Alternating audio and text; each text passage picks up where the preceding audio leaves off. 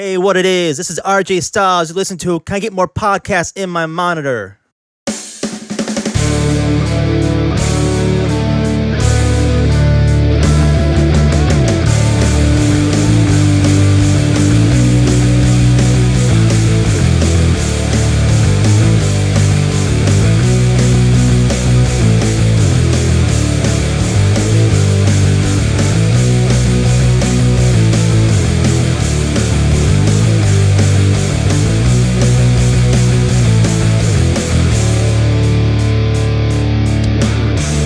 What's happening, everybody? This is Can I Get More Podcast in My Monitor.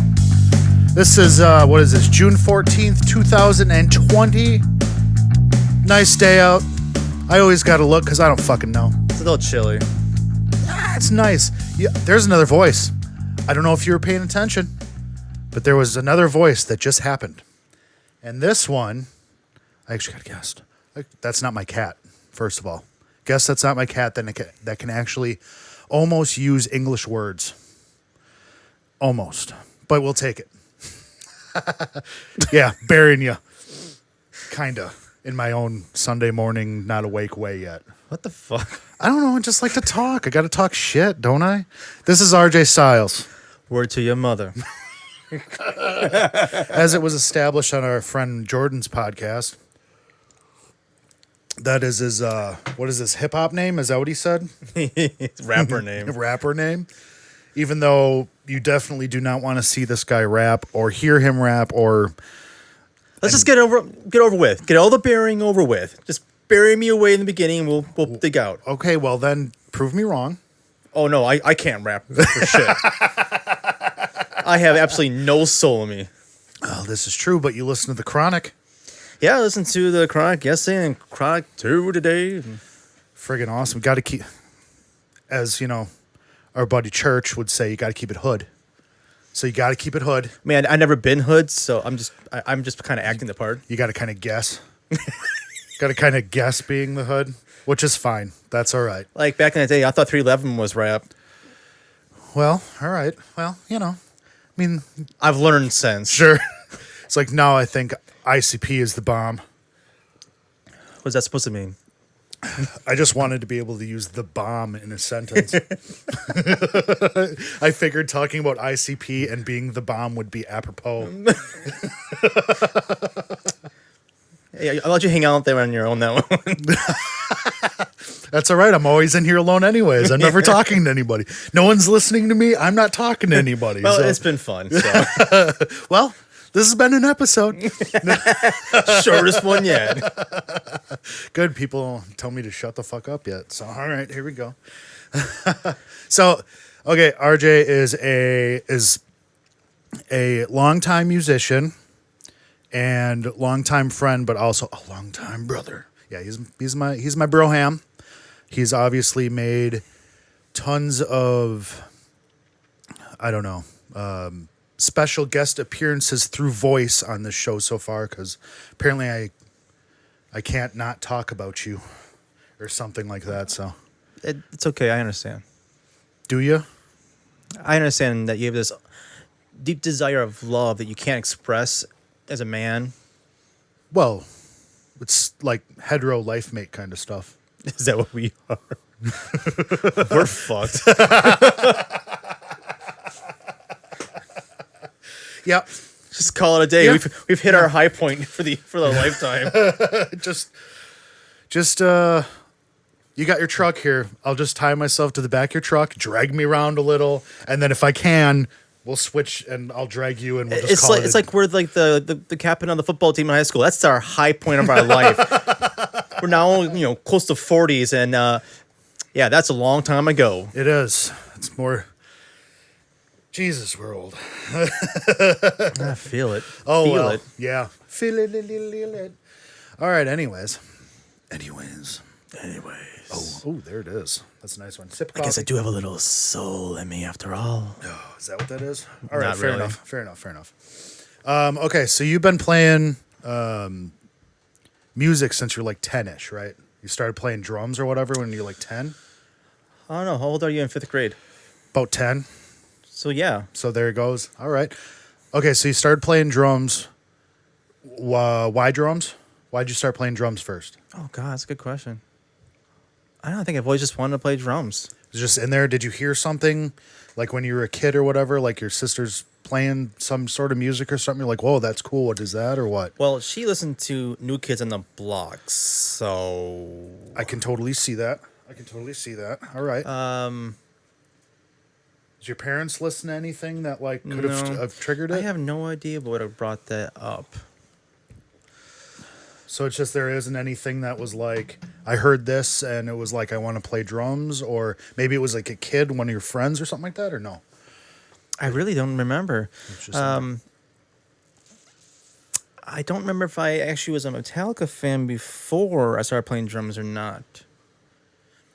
Because if I was beforehand, it might have been Enter Sandman. yeah, because that would have made, because what was that, 91 that came out? Or was that 92 when it came out? It was right around 91, 92. Anyways, that would make sense.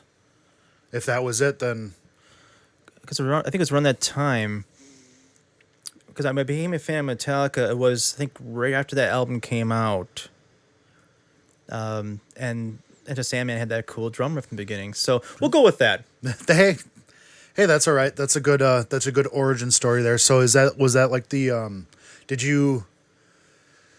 was that like your first music that was like, yeah, I think I like that, like that isn't like projected on me, or was there other stuff? No, actually, my first experience was out music that was my parents' music. Was at a friend's house.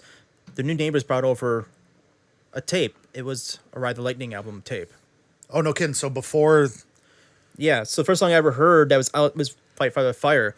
And until then, I was always told, oh, Metallica's evil. And devil worship stuff because, thank you, Motley Crue and all the rest of you. Nah. I heard that. I'm like, oh, but this is like big kid music. So I'm cool with this. I didn't really like Fight Fire with Fire, and I'm still not the biggest fan of it. Yeah. Because it doesn't fit into theory as well as I like. As you all might know, I have an issue with non-theorical stuff. Well, I wonder would you call that like atonal then, or was that just like super progressive or no? Because they didn't really give a shit about a key, right? Did you ever see that YouTube video? It was explaining the Metallica key.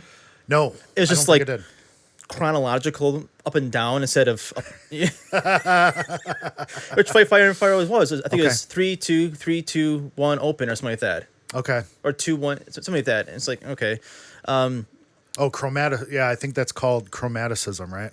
Something like that. Yeah. Yeah, chromatic says that you use all the notes. You know more terminology than I do.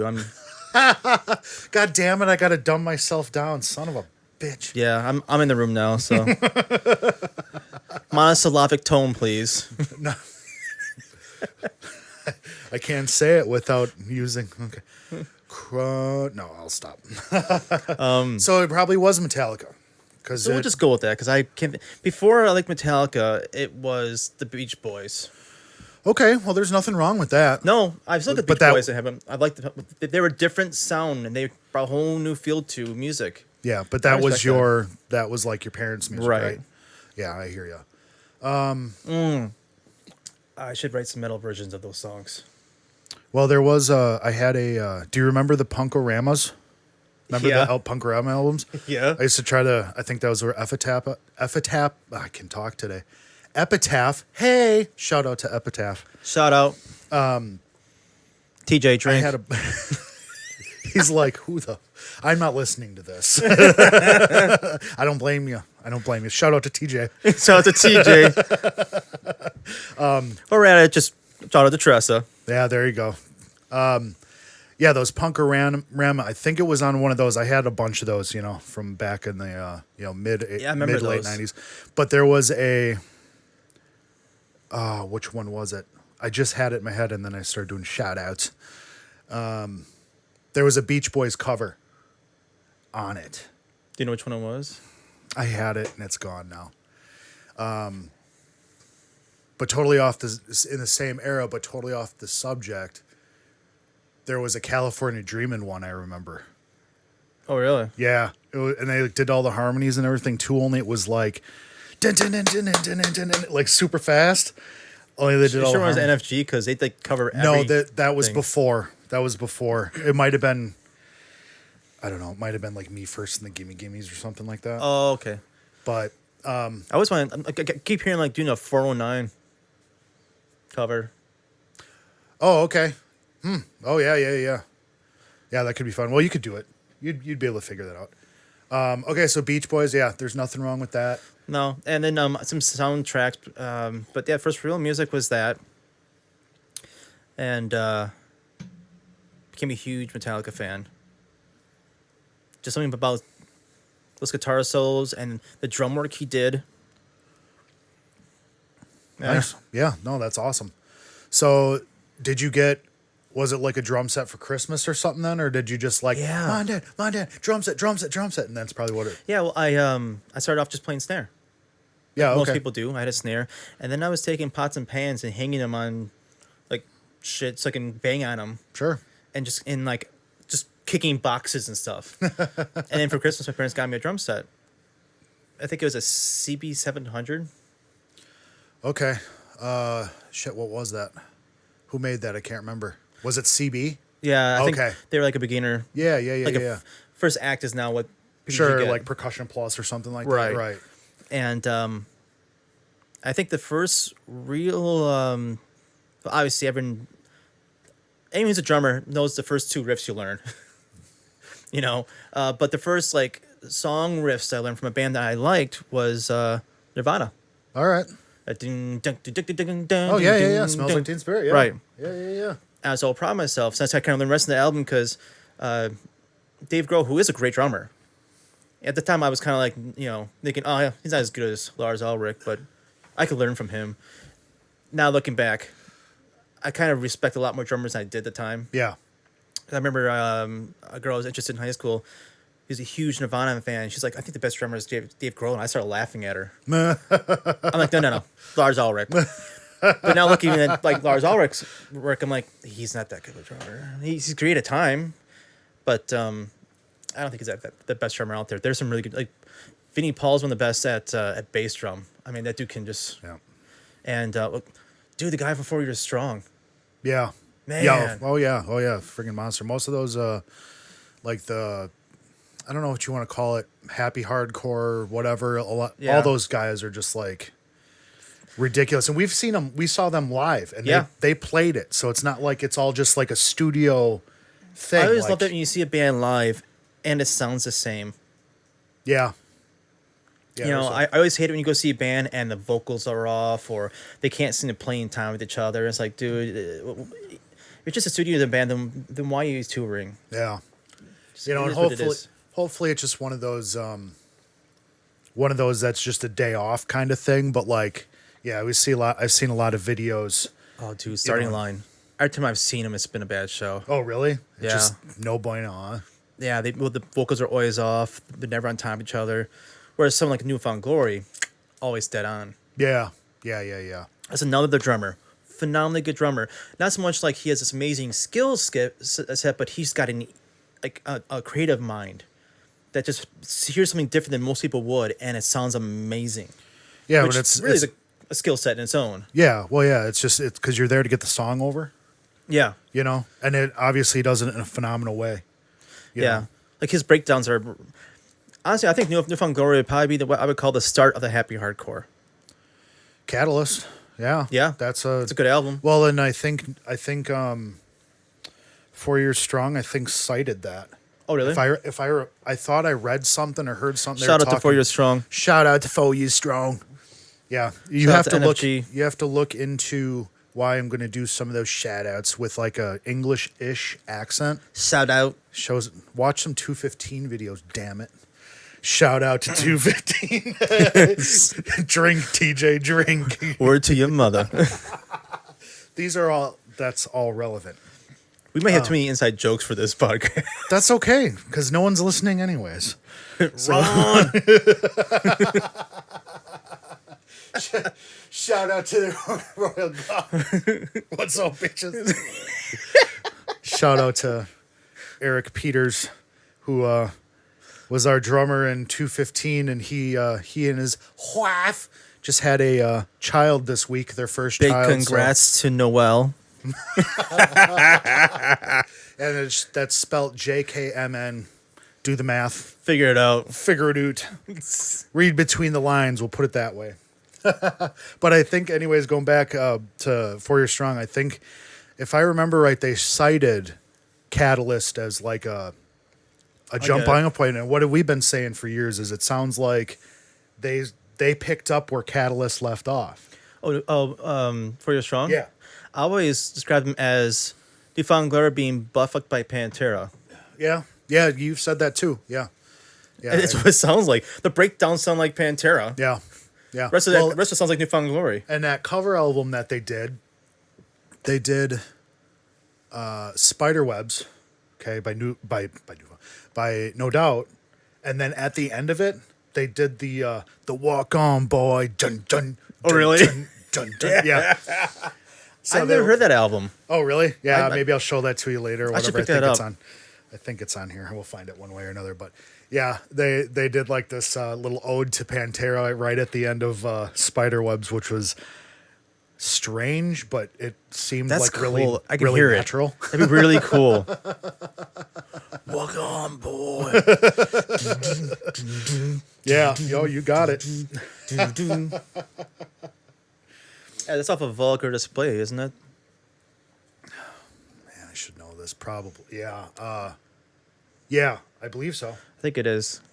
I think that's the only album I've actually ever owned by Pantera. You know, I've heard tons of their music, Sure. but that sounds. I really, really recognize that one. So I think it comes off that album. That's weird how that happens with, like, you hear all sorts. You're a fan of the band. You hear all sorts of songs, but you might not even own an album, or you might only own one. Like, as much of a Foo Fighter fan as I am, You only got the one album. I've owned 3. The first one, I don't have any idea where it went. I got the one, what is it, with Learn to Fly on it. Okay. And then I got Wasting Light. Wasting Light is a masterpiece. I don't know if you've heard it or not. I don't have any Foo Fighter albums. I should pick one. I've been thinking of like some of the 90s, late 90s music I should be picking up. Late 90s, early 2000s. And like, I don't have any Nirvana albums anymore. A little bit of explanation. I had a huge CD collection that got stolen in college. Mm-hmm. I mean, I've not even replaced half of those albums yet. Mm-hmm. So just kind of think about it. I'll pick up an album. Like, I haven't heard this in a long time. I should pick it up. So I don't have Nirvana. I never had a Foo Fighter album. But I don't. I think 3 Nirvana albums I don't have anymore. I should pick those up. Yep. I can't remember what albums I don't have anymore. Yeah. Oh, well, it's a long time ago. And plus, like we all did, that was what you spent your money on. It was either like guitar strings or like cymbals or something like that, and then records. Well, and like, I think you and I are the minority of people. Maybe we're in the majority of musicians, because musicians get it. I don't believe in just buying a song. Yeah. Like, to me, you buy the album to support the artist. Yeah. If it's one song you like on the album, then it's one song. If it's not worth it for you to buy, then you don't buy. But I don't just buy like a song here and there. I don't get people who do that. Because you might be missing out on something great on that album. You know, that's not. Yeah, there typically always is. Yeah. Yeah, and I think that it could be just like a kind of an old school thing, because like I mean, they did release like CD singles and cassette singles and stuff like that. Right. But those were what they did with like rock music a lot is they would put like a B-side. Yeah. Like something that's not on the album that song came off of. So you had to buy the single if you wanted that song. Yeah. You know, so that's where they get you buying that. And then typically and then they didn't have, if you wanted to, do you want to buy a whole bunch of singles, or do you want to just buy the fucking album? So then you'd buy the album too. Right. So who cares if you have like 2 of the same song? You got that one that's not on the album, which was ultimately the point, because that was an ego thing. Be like, oh, you don't have the single? You don't have a single, dude? Yeah, what the fuck are you doing? then some bands took it too far. Like Good Charlotte put out the same album twice with just one song different. Yeah. That was bullshit. I'm sorry. Yeah, and they waited till after like they got big or whatever. Yeah, but See, that thing I didn't know that existed until I met Kelly, because she's a Good Charlotte. giant Good Charlotte fan. Yeah. She still is. But when I first bought that album, because I saw them back in like 2000. oh, I remember. I probably with you when you saw that. I don't know if you were or not, but I know like I went with Tony. Shout out to Tony. Oh no, then It yeah, was I wasn't with them. it was Eve Six. They were touring their second album. That's like Bob's favorite band. I love Eve Six. I like some of their music, but I never bought an album. Yeah, I'm forever like indebted to that band. Like I just love them. Shout out to Bob, by the way. I'm gonna let him know about this podcast. There you go. Shout out to Bob. It was Eve Six. They were touring their second record, and it was Yellow Card and Yellow Card that's one of my and favorite Good bands. Charlotte, and both those bands hadn't broken yet. Oh, that So it must was be good like to I see. think it was right around the time where I don't even know if Little Things was on MTV or anything yet. I'm not sure. It might have been pre that. But then I saw them. I just went up to.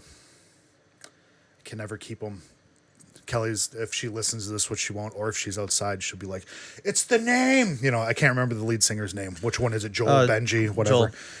I just said, "Hey, man, never heard of you. Good show." That was it, because he like came out in the crowd and watched Yellow Card, I think.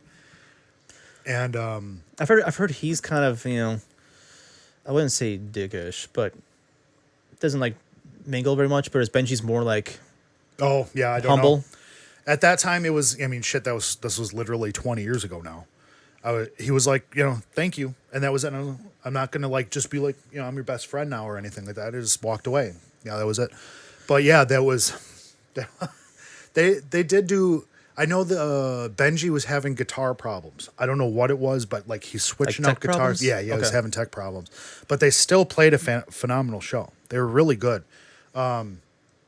Yellow Card, that was their style to like be more, so like I remember like the violin player doing backflips off the amps and He did shit. that every show. I saw them like 4 or 5 times, and every show he'd do it in the same spot, Sure. so it was a spot, and that's fine. Sure, everybody knew to get the Yeah, fuck we were out like- of his way. There it is. But you'd still be playing it. Yeah. And then he'd do the backflip. And I wonder if he's got any knee replacements now. Well, hell, who knows? I think everyone's been replacing that band. Yeah, well, they're not a band anymore. Like literally, They they're stopped? done now. It wasn't Lights and Sound like the last album.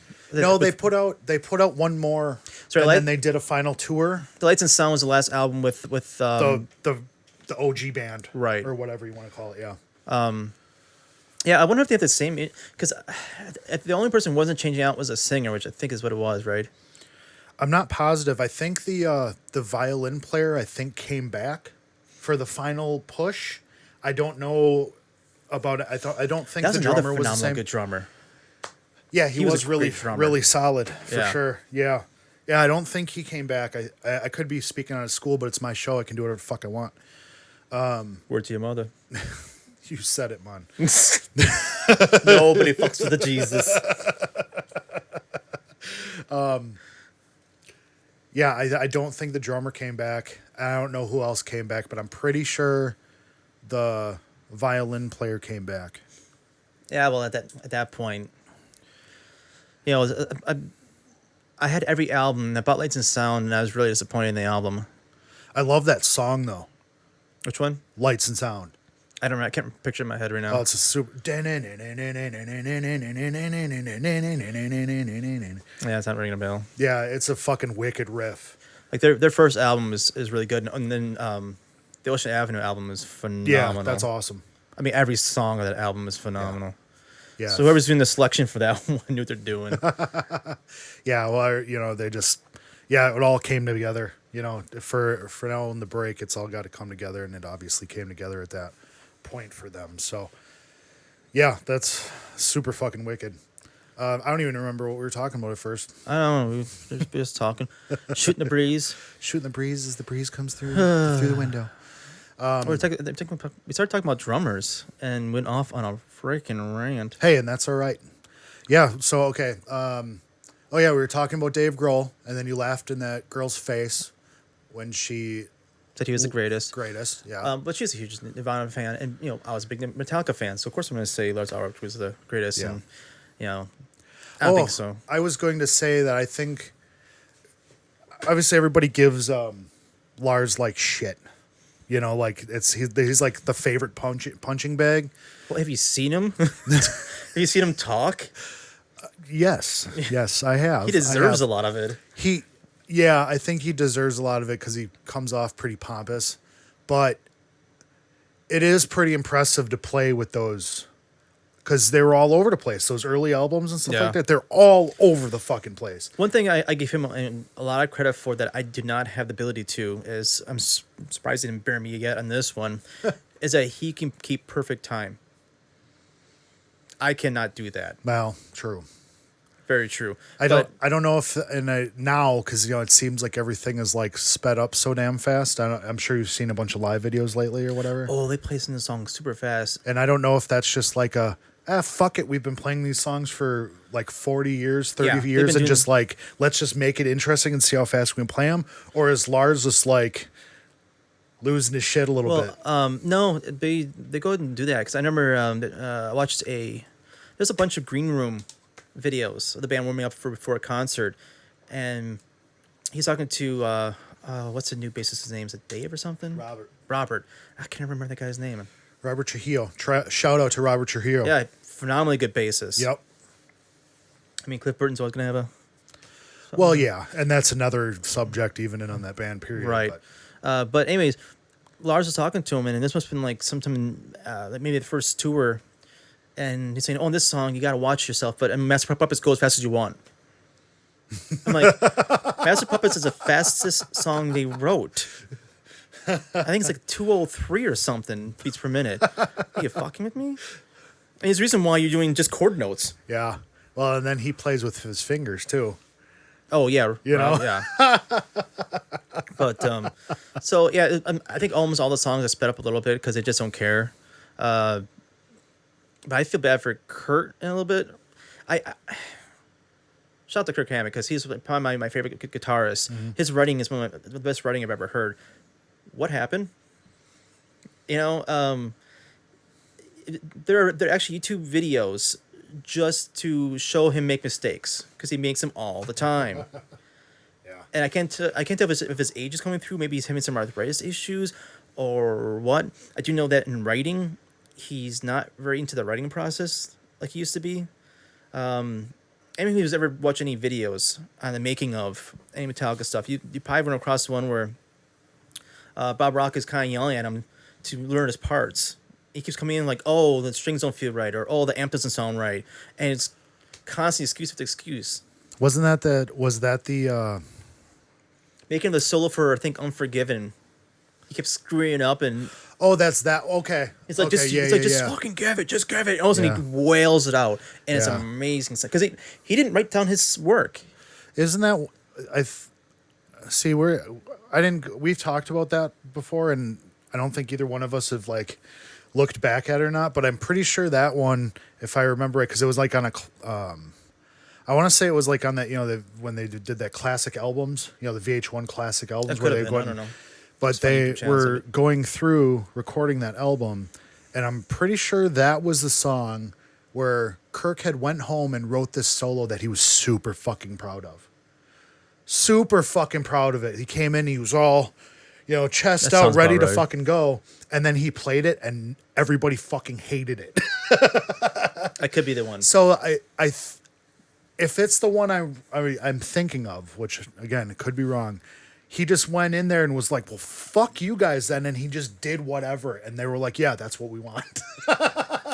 Yeah, well, like the one for the Unforgiven, a couple times he'd play and it just wasn't right. Yeah, And then so he did that ad lib, that whole solo, and it's probably my favorite solos he wrote for that kind of a song. But yeah, like the last album they put out, Hardwired. thank you, Hardwired. The story goes that he lost his iPhone. they had all his recordings of him playing solos. So he had a wing it on majority of the songs, All right. which you can tell. Yeah. Okay. All You right. can tell which ones were written and which ones are just winged. Sure. Okay. And he's like, this is such an awesome experience because, man, it brings me back to the roots. I'm thinking, that's bullshit, dude. They don't sound as good as they could have. You're a phenomenal guitarist and phenomenal writer, but you're like me. You sit down, you write it, hear it, play back yourself, and go through it. I don't know if anybody, like, other than maybe B.B. King or, like, some of the greats who can sit there and just pump out an ad-lib solo and have it be amazing. Yeah, and I think speaking of that, I think I was probably like whatever that I did a podcast about theory, and I used you as an example. I think I was probably a little hard on you for that because You're a dick? Because I'm a dick, first of all. Big floppy baby arm. I don't know if it's But that second, big. it's a different. It is a different thing, because like obviously there's like hard rock jams and shit, but it's not something that's like what you do. Like a blues jam is you just go up there and they play. Let's play the 1-4-5, 12 bar, and it's like, okay, we know where the key is, and you just do it. And a lot of that's just pentatonic.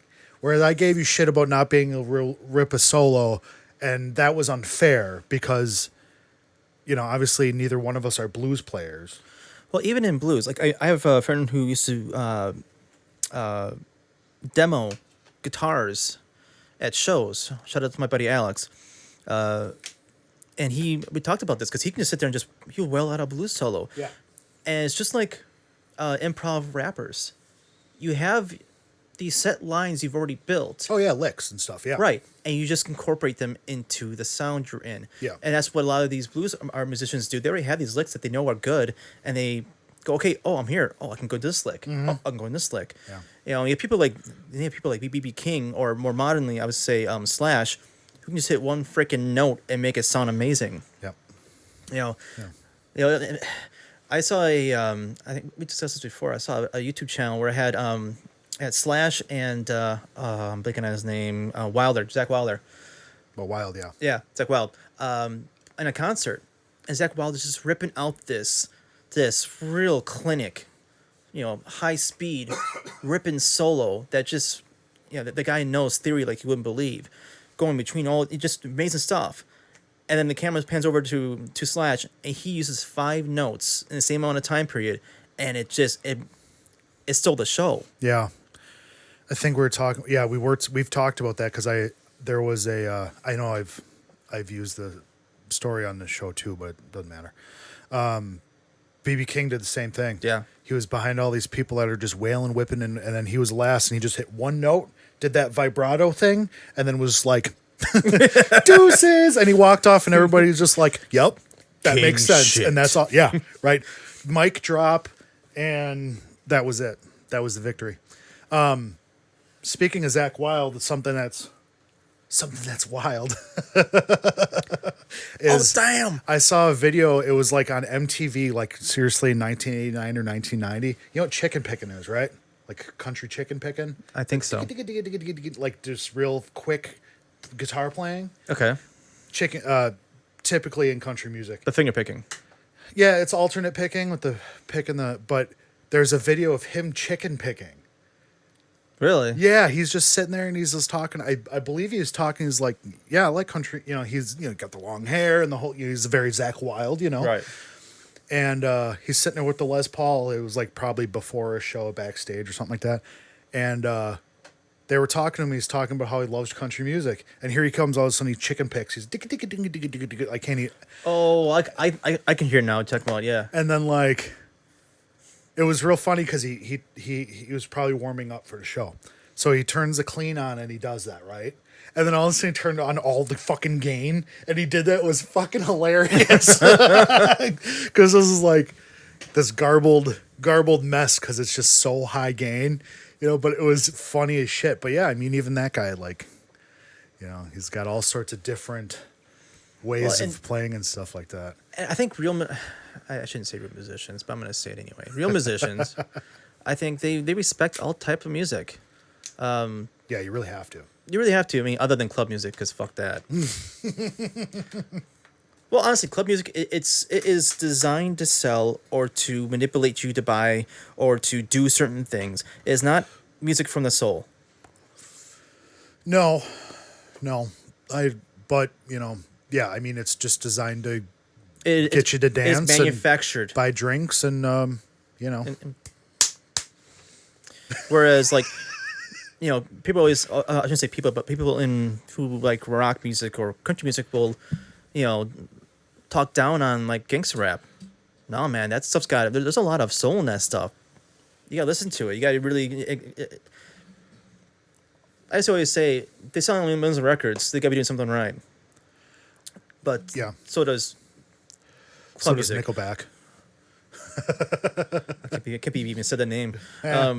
But like you look at rap music, it's like at least that's got soul in it. I may not have like singing and stuff, but no, it's coming from their soul, from their heart. I respect that. Oh yeah, it's something real, Yeah. and it's something believable because if that's what they witness, that's what they're going to talk about. You know. So Well, like I said on I think Buddy Jordan's podcast was like, if it wasn't for gangster rap, people like you and I would not have an idea what it was like to live in like inner city in L.A. no, yeah, and just obviously just the little snippet, of Right. but yeah, it presents a completely different way of life and a way of looking at life Yeah. than we'll get, and us the same then, So but you got to be able to learn from all that shit too, So, but yeah, there is a definite value in listening to all types of music, and I mean, I think we were probably all guilty of not doing that. Definitely, like in our like formative Our youth. years and stuff like that. Yeah, I mean, it was like, oh, you listen to oh, that stuff was in the 80s, and shit like that. That's old. Why are you listening to that? But then the same people would then talk about how like Led Zeppelin and Jimi Hendrix was the shit. So it's like, I mean, well, obviously we were all full of shit when we were kids. So we're full of shit now. Well, like so. when I was a kid, my parents listened to oldies, and at first I was like, oh yeah, oldies are awesome. This is good. Then I started listening to my own kind of music and like, oh, I hate oldies. Looking back, it's like I see the oldies and all this kind of stuff. That it's all history of music. Yep. It's all stepping stones to where we are now, and it's like it's fun and enjoy those stepping stones for what they were. Yeah, and a good thing to like listen to, or think of. Taking that into mind is like, let's just say your favorite band is 311. Just throwing it out there, whatever it is. 311. You got it. Well, then what you should do then is like, what influenced them? What did influence? Well, like the Clash for sure is an influence on them, because there's in high school I became a Clash fan, and at that point, like, you hear like should I stay or should I go, and that's like your snapshot of the Clash. So you're just like, oh, that they're I mean, that's whatever. That's kind of neat, but it's like that's your only snapshot of it, and that's just a very little sliver of what the Clash was. But in high school, when I was getting into the Clash, because I knew that 311 was influenced by the Clash a lot.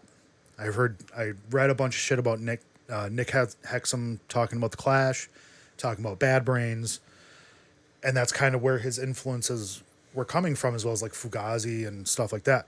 But I'm going to listen to this Clash thing, right? Obviously they were, by the time we were born, they were pretty much done,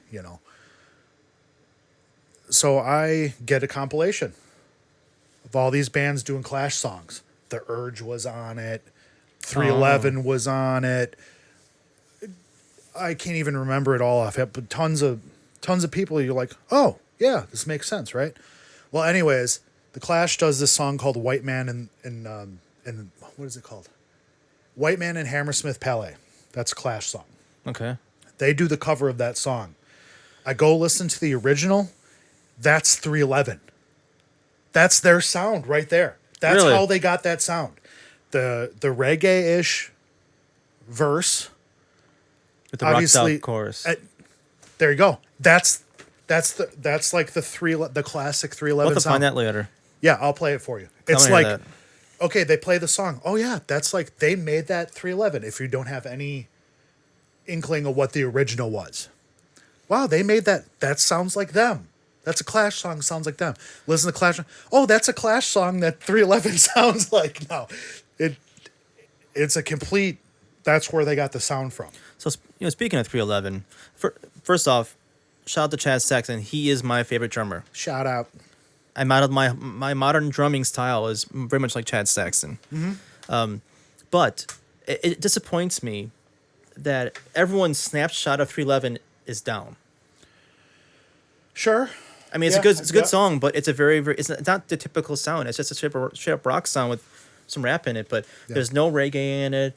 There's no slap pop or anything. It's just it's a very one dimensional song for them. And one of the things everyone loves about 311 is how diverse their sound is. You can't pinpoint it in any genre. Yeah, there's a lot of shit going on there. They got rock, they got reggae, they got rap, they even got like club style. Some of their songs. Yeah, it's like a reggaeton kind of thing, funk. Yeah, obviously that's all in there. And we've talked about this plenty of times, but obviously not in here. The biggest thing that I get from 311 is how they were able to see. They used to do this a lot. Now, their last handful of albums, not really done this. But my point being is they were able to take different feels and different styles, not RJ styles, different styles, and meld them all into one song, and then make that seamless. Yeah. So it was like a reggae feel, or like a ding kind of like reggaeton thing, and then all of a sudden it goes to a rock part, and you're like, wait, how did that make sense? They were there, now they're there. How did they get there? And it just makes sense somehow. And a lot of that is from Chad Sexton, him being able to make that transition with the feels is. It's still hard to understand for me. I'm trying to think of what that song is called. I've listened to 311 in a while. I started listening again. You know the album? Oh, it's Off Music. It's my favorite album by them. I think it might be the Nyx Hex. Okay. No, it's a different one. But I remember like it's a real like slow ska, reggae-ish riff, and then distortion hits, and it's just straight up rock riff, and it fits so perfectly. Not often can you listen to a rock song and just groove with it. Mm-hmm. You know what I mean? Yeah. You can headbang, but groove. Yeah. That's something 311 can bring with their metal style that they have. But yeah. So yeah, we'll move forward to that then, I guess. When you and I became friends. Oh yeah. I remember I was playing with that kid Adam and Denver. Oh, yeah. Holy shnikes. That's going way back. Okay, yeah. Oh, I didn't. Oh, yeah. All right. Because Adam was a big Metallica fan too, and we didn't write pretty good stuff.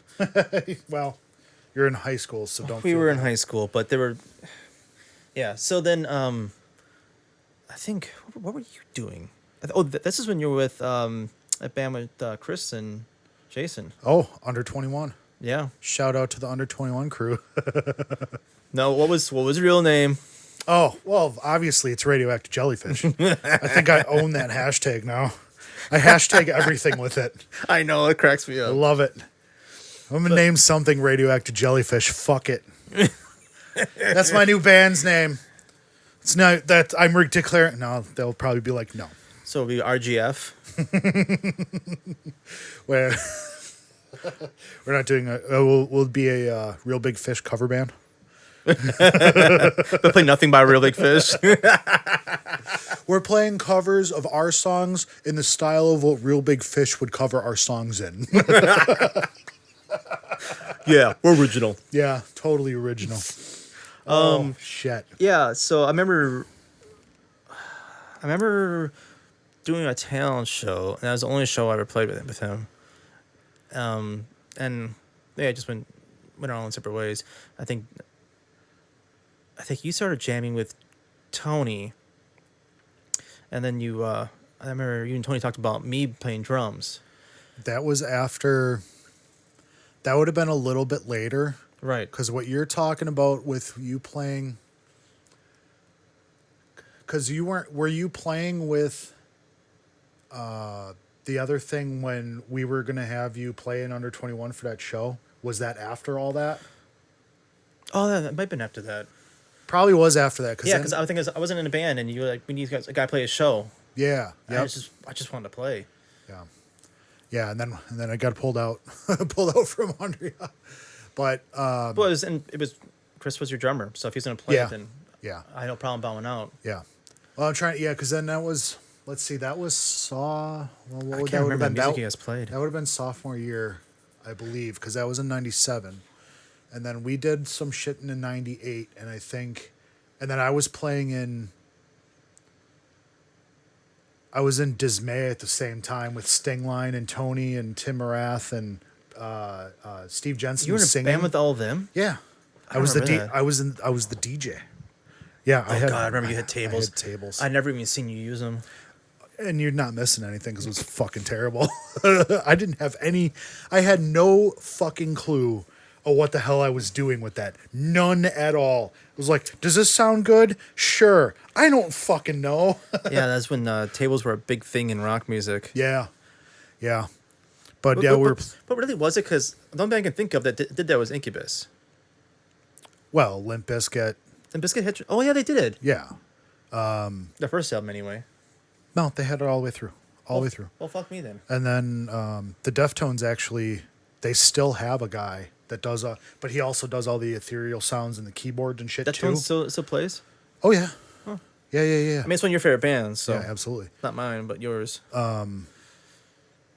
Yeah, they adopted because they in on White Pony in 2000, they adopted all sorts of these other sounds that they needed another guy to do. So he came in, he did all sorts of the samples, the whole deal with keyboards, and he's still, he's still a super integral part of the band. Shout out those turntable guys that are still playing because I don't think there's many of y'all. No, it was kind of a. I get it. Well, Slipknot too. It lasted about as long as new music. New music, new metal. new metal. Well, Yeah. there's a certain part of my heart that still loves that, but then there's other parts where I it's still like got I my listen. Korn albums. Yeah, but then you listen to like, it's fun to listen to, but like I found Coal Chamber at like, maybe it was half price books or maybe it was like Goodwill or whatever. Like, please take this. We'll pay you to take it. Probably, but I listened. I was like, oh, this is cool for like, but it's like like back in the day, you'd listen to it and you'd fucking listen to it, right? Right. Now it's just like, okay, I remember this song is okay. It's like, oh yeah, there's another song, so you go to that one, and you're like, okay, I got it out of my system, and then you put it away. Yeah. And then in 3 years, I'll go, oh, Coal Chamber, I remember them, and then go, oh, and then probably do the same thing. I did the same. So I repurchased Korn and Life is Peachy. I'm like, oh yeah, I listen to the album, and then anytime a song comes on randomly, it's like, yeah, I know this song. Next. There's certain like I used to love those albums straight through, and now it's like they're not good, except for a few songs are really good. But majority of the songs, like, I don't really want to listen to. A lot of it had to do with the vocals for Korn. I don't really like it much, or the guitar work. I've never been a fan of that 7-string or 8-string sound. I've never been a fan of that. No, and at that point, as I got the burps, that was a new thing trying to capture that tone. Yeah. And those guitars weren't great. No. You know? Well, I think they started off using Ibanez Universe. Yeah, because that was the only gig in town at that time. Right. And they were decent guitars, but putting distortion to them like they were was not designed for that. Well, and plus that was like the first design, really. I mean, like jazz people played 7 strings, but those are like jazz boxes. So they're clean and they're, shit like that. I'm blanking on the guy who played those. Steve Vai came up with Steve Vai. I can remember Stevie Ray or Steve Vai. Yeah, so yeah, he came up with that. Yeah. After the Gem. Yeah, because he wanted a 7-string because he watched jazz guys play 7 strings and going, well, why aren't like rock guys, like why am I not playing a 7-string? Who else had a 7-string? I couldn't tell you like a certain thing, but like it was a jazz thing to get because they're doing a whole fucking Oh, thing. So and like of course he was good enough to do that kind of stuff. yeah, but then he saw these jazz guys going, well, obviously I can't put gain on that guitar because it's going to feedback. It's a it's a hollow body jazz box. It's going to feedback like a bitch. So he went to Ibanez because I think they were making the Gem at that point. Right. The Gem has been out for a little bit, and I think they they even started the RG series already at that point. Yeah. So he wanted a 7-string that would basically be his Gem, only with the lower string on it. Right. So he had them built, but like there was a lot of design flaws in it, as it would, because it's like new territory. Whereas like they didn't reinforce the neck. So I remember I heard Korn talk about this, and Monkey has the original Universe that he had, but it's got different neck on it now because he broke like 3 necks. They just break because there's no reinforcement in them, and then you're playing like drop A, and then you're putting giant fucking strings on them, and you're beating the fuck out of them. They were just like, nope, I'm out. And they would just break. Like truss rods would break, headstocks would break, even though there's no break angle on it. Like, Wow. they're really that they would fuck them up. So then eventually they started getting better at it. But that's how that. Well, yeah, I think the first good company to try and compete in that market wasn't it ESP? I don't remember an ESP back then, but I remember a Schecter's back then. I think ESP had the first one, and then Schecter came very, out. Very well could have. But I remember Stingline, shout out to Stingline. He had a Schecter 7-string. And that was back in I was like, I didn't know Schecter was even out back then. they've been since the 80s. No shit. Yeah, but they started out as a custom shop, I guess. And then eventually they started like producing. Well, guitars. their main line is like the higher end line of some of the other well-known brands at the time. I remember when I bought my guitar, they were starting to become more mass-produced, but they were still a higher quality. Oh, sure. Sure, and they're still really I think they're kind of understated guitars, I think. I think they have a really they cover all the bases with all their guitars. A lot of obviously like hard rock and metal people use them. I don't think Well, like my the classic, that's a blues guitar. well, okay. I watched videos on it, and blues musicians were trying them out, and like they loved it, and you can hear how they're playing it. Yeah, it's designed for blues sound. It doesn't do well with gain. See, well, and I guess bassy. I could kind of see that because that's a mahogany neck too, if I remember right. I think it's mahogany body and mahogany neck. Yeah, neck through. So that would be. See, they probably, if they would have done a mahogany body and then still, if you want to do the neck through, but if they would have maybe done like a maple neck, and then because they paint the whole thing or whatever, Actually, I wonder if I don't remember what the neck I is. might be wrong on that. It might be a maple neck. But The Jazz and JB and that mahogany, for some reason, and the tone Pazzi used just has a real bassy sound to it. Yeah, it's a strange thing because your C1 standard doesn't do that, or do they still do the same thing? It's similar, but not as bassy. I think it's probably because neck through versus non neck through. Oh, is the C1 bolt on, or is that? Yeah, it is. Oh, I well, thought that it's was... set neck. But, okay, yeah. But I don't know. I don't know if that's even mahogany. I don't know. I know the classic is mahogany for sure. Yeah, it's a much heavier. I actually guitar for sure. I actually saw the one that I used to have, the brown one. Yeah, I saw one at Music Around yesterday. how much is it going for now? Shit, out 400 something. That's what I pay for mine. But mine's a quilt top. Yeah, I mean it's. Are they the out quilt tops? Yeah, I think so. It's just this is the brown one with the. Mine's gold. a blue one. Yeah, well, yeah, yours Which is a more rare one. Yours is super Mine's sexy. worth about 2,000. Just saying. Yeah, well, or what do you, McMurray? Drill bits. 10,000 a piece. Shout out to Letterkenny. Yeah, this that one was the brown one. Then it had the gold hardware. And I know there Yeah. was a certain time, like a short period of time when I had mine, because you like gold hardware and I don't. We were thinking about switching them, Yeah, but that was probably a good idea we didn't. I don't know. I don't know why they didn't do the blue with the gold harbor. That'd be gorgeous. I don't know. I'm not.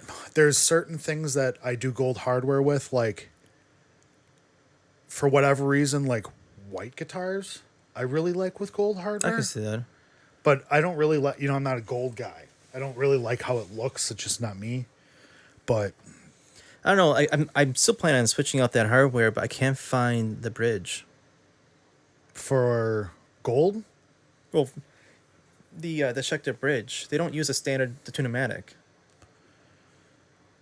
we'll have to look into that because I'm not sure. I'm not sure about Yeah, that. I'm gonna have to lean on your skills a little bit because one, pulling out the pins and stuff for the bridge. Oh yeah. I don't know how to do that kind of stuff. I don't want to destroy the guitar doing it. I've never. It's actually not as hard. You just have to have the right tools. Right. So we'll figure it out. Yeah.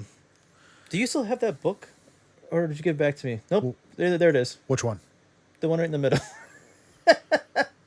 Oh, that's mine actually. I bought one because Oh, you bought one? I borrowed that one from you, and I was Yeah. like, "This is amazing," so I bought one. Yeah, I should utilize that more. Yeah, I use it all the time. Every time I do a truss rod adjustment, I'm like, I can't fucking remember It's- which way it goes. The shout out here is it's a book on doing your own repairs, like from minor repairs to major repairs to guitars. Yeah, and it actually tells you if it's a major repair. It tells you what skill set you should be to do it. Right. And then it says under it, if you're not this, don't fucking do it. Which makes sense. You can easily, fuck up a guitar. Yeah, it's a fantastic, fantastic tool for sure. Yeah. So I need to change out the head. I'm gonna put in locking Tuners. Tuners. Thank Okay. you. I'm still trying to pick out. I think I've picked out the pickups for the guitar, but I want to get them with gold plate. Oh, okay. Okay. Or either that or maybe do zebra. I haven't decided yet. Zebra might be a little bit. Yeah, I'm not sure. So probably just stick with the gold. Yeah. But yeah, just replace all the hardware with gold and probably put in new pods. Yeah. Yeah. You might as well just get everything. Get CTS pots and, the orange drop capacitors and shit. I mean, it has the orange drop, and that has two humbuckers. I wonder if I could rewire them to put in what are they called? Single coil pods. Oh, I don't think this is real fucking nerd talk here, but the impedance with the humbuckers is going to, I think those are going to choke them out. The 250s, I think, but Well, the my Les Paul's twin humbuckers, and I've got like 4 different single coils on it. you're talking about coil tap? Yes. Yeah, you're talking about coil tap. I thought you were talking about the This is where you're really smart and I'm really dumb. the rating of the pots. No. 'Cause you want 500K pots, but you could go because that guitar, you have a lot of you got too much bass for your liking. You could go, I think you could go 1000K or 1K pots, and because that opens it up. And the high end. That'll open it up because what's happening right now is when it goes into the tone pot, it's cutting off certain frequencies on its way out. That's what tone pot does. Whereas 1,000 or the 1,000 or that 1K, that is more like you're just going straight from the pickup to the out. So there's less shit going on in there. There's advantages and disadvantages to that, and I couldn't exactly tell you what they are right off the top of my head. But that's an option. You could do that as well, or maybe just a higher quality, 500K pot with whatever pickups you're going to go with will probably be, there's a reason why they do a 500K pot for a humbucker, and just about I think I everybody have does that. 500K in there right now. They should be 500s. So probably would go up a little higher and then different pickup. Yeah. Well, you have to see because that's one of those things you just got to play with, unfortunately. Because you might go with 1,000 and go, ugh, and then you might blame them on the pickups, where it actually could be the pot. I don't know. You know what I mean? So Well, I think I'd probably do is just put the pickups in hear how it sounds, and if they don't like it, then put the thousands in, and see if, Sure. change one thing at a time. Kind of Yep. like adjusting a car suspension, one thing at a time. Yeah, no doubt. Oh man, so we're like we're not even out of high school yet. All right, fair enough. Let's see here. Well, I think what we're gonna do is I'm gonna split this up probably into 2 sections, maybe 3. Depends how long we go today. So right now I'm gonna cut it off. This will be this week's podcast, and then we'll just continue fucking yakking, and whatever comes out next is what you fucking get. So this has been the first part of RJ Styles on Can I Get More Podcasts in Your Monitor? The early years. The early years. The Wonder Years? Ooh, The- Kevin Arnold? Though neaters. Hey, that's on Netters. All right, we'll be back next week with more RJ Styles. Deuces. Word to your mother.